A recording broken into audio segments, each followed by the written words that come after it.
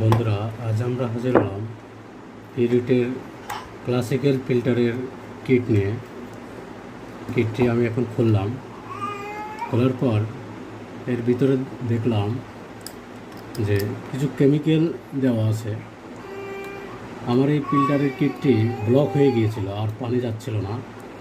তখন আমি এই ফিল্টারের কিটটি কেটে ভিতরে একটু দেখতে চেষ্টা করছিলাম যে এর ভিতরে আসলে কী আছে।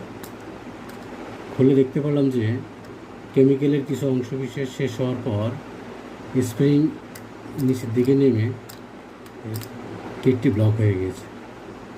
এখন এতে আমরা বুঝতে পারলাম যে আসলে কিটটির মধ্যে যেই ক্লোরিন কেমিক্যালের গুঁড়ো ছিল, এটি ক্ষয় হয়ে যাওয়ার কারণে কিটটি ব্লক হয়ে গিয়েছে। এতে করে এখন আর